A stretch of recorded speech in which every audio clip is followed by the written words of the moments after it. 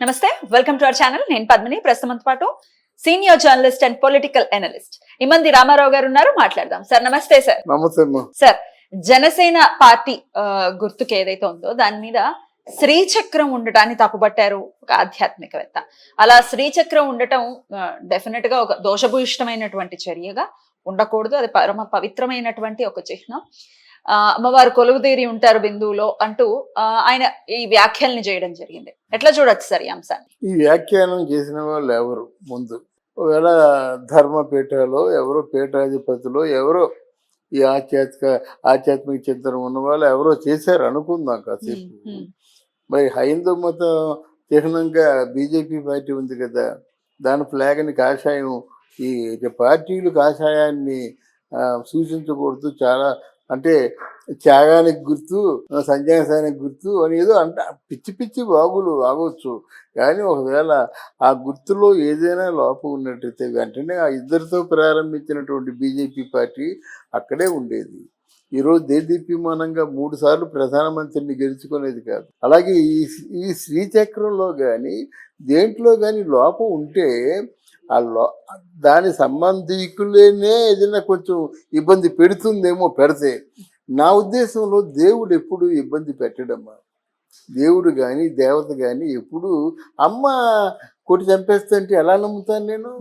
నా అమ్మ, నా తల్లి ఎంతమంది తల్లిని కోల్పోయిన వాళ్ళకే ఓం శ్రీ మాత్రే నమః అనుకుంటారన్నమాట. ఆ తల్లి కనుక ఆ తల్లిని మనం శంకించి వేలు పెట్టి చూపించడం అనేది మంచిది కాదు. ఫస్ట్ ఆఫ్ ఆల్ వాళ్ళు ఎవరైనప్పటికి కూడా. తర్వాత ఏమో రాజకీయ ప్రస్తావనలు ఈ పీఠాధిపతులు ఇట్లాంటి వాళ్ళు చేయకూడదు. వాళ్ళ ఈ రాజకీయాలతో సంబంధం లేదు. ఈయన జస్ట్ కేవలం ఆధ్యాత్మికవేత్తనే, ఈయనేం పీఠాధిపతి కాదు. అవునమ్మా, కేవలం ఆధ్యాత్మికవేత్తనే తప్పుపట్టారు. అయితే ఈ శ్రీచక్రంలో మనం చూసుకున్నట్టయితే అది దాన్ని పోలి ఉంది తప్ప శ్రీచక్రంలో అనేక రకమైన వృత్తాలు గాని లేకపోతే బీజాక్షరాలు గాని ఇవన్నీ కూడా ఉంటాయి. అవి ఏమీ లేవు, కేవలం పోలి ఉంది. జస్ట్ త్రికోణాలు ఉన్నాయి, 2 త్రికోణాలు ఉన్నాయి, మధ్యలో డాట్స్ ఉన్నాయి. అంత మాత్రం చేతనే శ్రీచక్రం ఉంది లేకపోతే అది ఆబ్వియస్ గా పరమ పవిత్రమైన కానీ సేమ్ యాజ్ ఇట్ ఈస్ పెట్టేయలేదు కదా అనేది కొంతమంది వాదన. సార్ అంటే ఇక్కడ ఒకటి ఉందమ్మా, ఏదైనా లోపం ఉంది, దోషం ఉందంటే ఆయనకే తగిలేదు కదా ముందు. ఈ శ్రీచక్రం అన్నది, శ్రీకారం అన్నది, ఇవన్నీ అందరూ కూడా ఏదైనా శుభకార్యం చేసేటప్పుడు శుభారంభానికి చిహ్నం, అంతకు మించి ఎక్కువగా ఆలోచించకూడదు. రెండోది ఏంటంటే ఏదైనా దోషం ఉంటుంది, ప్రజలకు దోషం కాదు, ప్రజలకు ఊరంతా పంచాలనుకున్నాను. ఆ సమయం వచ్చినప్పటికైతే నాకేదో అనుకోని ఆపద వచ్చింది. ఇది శ్రీచక్రం వల్లే నాకేదో ఆపద వాటిల్లిందని దానికి దీనికి ముడిపెట్టడం అంత మంచిది కాదు. ఈరోజు పవన్ కళ్యాణ్ దేశవ్యాప్తంగా కాదు ప్రపంచ వ్యాప్తంగా కూడా దూసుకుపోతున్నాడు. అమ్మవారి దయ, అమ్మవారు తలుచుకోండి అంతేమ్మా ఇదంతా. ఆయన అమ్మవారిని అంత ప్రగాఢంగా నమ్మాడు. తర్వాత ఆ దీక్షలు కూడా చేశాడు, దాని ప్రభావం ఉంటుంది. అంటే ఏమిటి? వారాహి అమ్మవారు దుష్ట శిక్షణ అంటే ఆవిడ అమ్మవారు తలుచుకున్నట్టయితే ఎవరినైనా పూర్తి వెనక్కి తోసేస్తుంది, చావు దెబ్బ కొడుతుంది అన్నమాట. అది చిహ్నం. అయితే ఊరికి దూసుకుపోతున్నాడు గనక ఆయన్ని మైండ్ కొంచెం గేమ్ ఆడుతున్నారని నాకు అనిపించింది. అసలు లేకపోతే అసలు ఆయన పేరు చెప్పుకుని వీళ్ళు లైమ్ లైట్ లోకి రావాలి, లేకపోతే ఎంతో కొంత పాపులారిటీ తెచ్చుకోవాలని ట్రై చేస్తున్నారని అనుకోవచ్చా? పాపులారిటీ తెచ్చుకోవడం ముందు ఎంతో కొంత అమౌంట్ తీసుకుని ఈ ప్రస్తావన చేస్తాను అనుకోవచ్చుగా. అలా కూడా అనుకోవచ్చా? అనుకోవచ్చు కదమ్మా.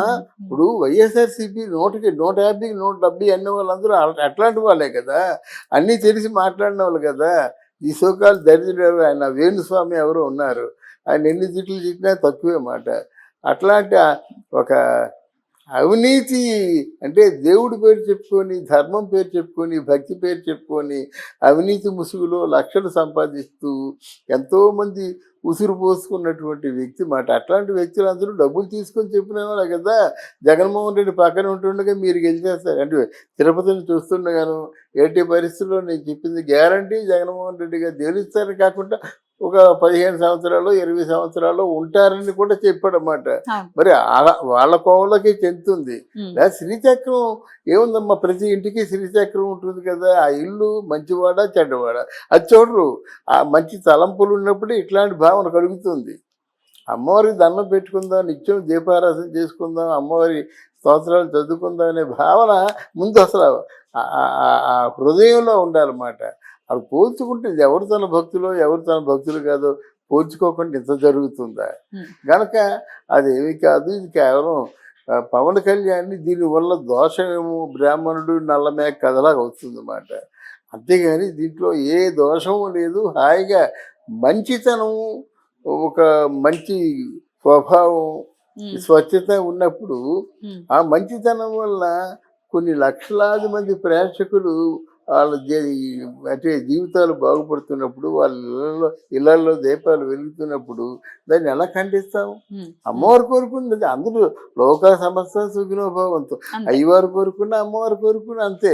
అమ్మవారు కొంచెం తొందరగా స్పందిస్తారు, అయ్యవారు కొంచెం కఠినంగా ఆలోచించి అమ్మ నాన్నలాగే నాన్న దండిస్తాడు, తల్లి ప్రేమిస్తుంది. అయితే ఈ ఫలానా ఆధ్యాత్మికవేత్తని కొంతమంది ప్రశ్నిస్తున్నారు, ఇప్పుడు నిద్ర లేచారా? ఇంతకు ముందు కూడా ఉంది ఈ చిహ్నము, లేకపోతే ఈ గుర్తు ఇంతకు ముందు కూడా ఉంది, ఇప్పుడు నిద్ర లేచారా అని కొంతమంది ప్రశ్నిస్తున్నారు. అవునమ్మా, కరెక్టే కదా. ఇప్పుడు ఆ నిద్ర లేచారు. ఏదైనా కూడా ఇప్పుడు ఆధ్యాత్మికవేత్తలు కానీ ఎవరు కానీ కోరుకున్నది ఏంటంటే ప్రజలు బాగుపడటమే కదా కావాలి. నేను లంచాలు తీసుకోను అంటున్నాడు. మా ప్రజలు బాగు చేసిన కదా. ఇప్పుడు పవన్ కళ్యాణ్ పిఠాపురం రాగానే ప్రభాస్ 5 కోట్లు ఇచ్చాడు, ప్రజలు మేలు చేసినట్టే కదా. ఎన్ఆర్ఐలు ఎంతో ఇస్తున్నారు, ఇప్పుడు రేపు పరిశ్రమలు పెట్టేస్తున్నారు. రోడ్లు ప్రభుత్వం ఇచ్చినా ఇవ్వకపోయినా మేము బాగు చేసేస్తా ఉంటున్నారు. ఒక పక్క ఉప్పాడు బీచ్నేమో మద్రాసులో మెరీనా బీచ్లో ఈక్వల్గా చేస్తూ ఉంటున్నారు. ఇదంతా ప్రజల ప్రయోజనం కోసమే కదా, వాళ్ళ మేలు కోసమే కదా. వాళ్ళు దేవతలు ఆలోచించేది కూడా సారథి ఎవరు అని ఆలోచిస్తారు. సరైన సారథి దొరికినట్టయితే వాళ్ళకి వాళ్ళు సంపూర్ణ సహకారం అందించి వాళ్ళ కోరికలు నెరవేరుస్తారు. ఆ విధంగా ఆలోచించాలి కానీ వాళ్ళు ఎవరైనా దోషాలు ఎందుకు ఇస్తారమ్మా? మేకబలులు ఇవన్నీ చూసినప్పుడు నాకు అనిపిస్తుంది అన్నమాట, అమ్మవారు కోరుకుంటారు, అమ్మవారు కోరుకుంటారు. అది కాదు, అంతే. ఎప్పుడు మారుతారమ్మా వాళ్ళు? ఎప్పుడు మారుతారు? అమ్మవారు ఎప్పుడు కూడా బిడ్డల్ని శిక్షించదు నాకు తెలిసినంత వరకు. నేను అమ్మవారిని నమ్ముకుంటాను, నేను అమ్మని నమ్ముకుంటాను. అమ్మ నాకు అదృష్టం లేదు అమ్మ లేకపోతే ఓం శ్రీ మాతృ నమః కట్టుకుంటాను నేను. ఓం హ్రీం శ్రీం క్లైం వసుదాయ నమః అంటాను. ఎందుకంటే నమ్మకం అది.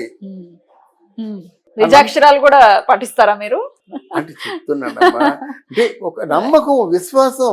అందుకే ఇంగ్లీష్ వాడు ఫెయిత్ ఈజ్ గాడ్ అన్నాడు. మన విశ్వాసం మన దేవుడు. ఆ విశ్వాసంతోనే ఇండియాలో అత్యధిక మెజారిటీతో, అంటే అత్యధిక స్ట్రైక్ రేట్తో అమ్మవారిని నమ్ముకున్న పవన్ కళ్యాణ్ని గెలిపించింది ఆ తల్లి. దాన్ని ఇప్పుడు మీకు వేలెత్తి చూపిస్తారు ఎందుకు? ఆ వేలు పోద్ది మీకు. జాగ్రత్త వహించాలి అని అంటే మీరు వేలెత్తి చూపిస్తున్నారంటే మైండ్కే మారుతున్నారు. నా బాట తప్పేమో అని రాంగ్ రూట్లోకి డైవర్ట్ చేస్తున్నారు అన్నమాట. అది ఎవరు పెద్ద పండితులు కానీ ఎవరు చెప్పినప్పుడు కూడా అది శుద్ధ తప్పు. బాగా పనిచేస్తున్న వాళ్ళకి, ప్రపంచంలో చాలామంది పేదవాళ్ళకి ఒక ముద్ద అన్నం పెడదాం అనుకునేటువంటి ఆలోచనతో ఉన్న వాళ్ళకి, నాకు వచ్చిన డబ్బుని లంచం మాత్రం ముట్టుకోను, అమ్మవారి శ్రీపాద వల్లభుని సాక్షిగా, అమ్మవారి సాక్షిగా నేను ఒట్టు పెట్టుకున్న వ్యక్తికి మరి ఆయన శంకిస్తాం ఎందుకు? ఆయన ఏమేమి పెట్టుకుంటాడు, అది కావచ్చు అది. అంతేగాని భారతంలో ఆంజనేయ స్వామి జెండా మీద ఉన్నాడమ్మా. అరే కోతిపిల్ల పెట్టారంటే ఇది జరుగుద్దా? ఇది ఆ కృష్ణుడు పెట్టి నేను ఎవడో భారతులు ఉన్నాను అంటే వాళ్ళ విజయం వచ్చేదా?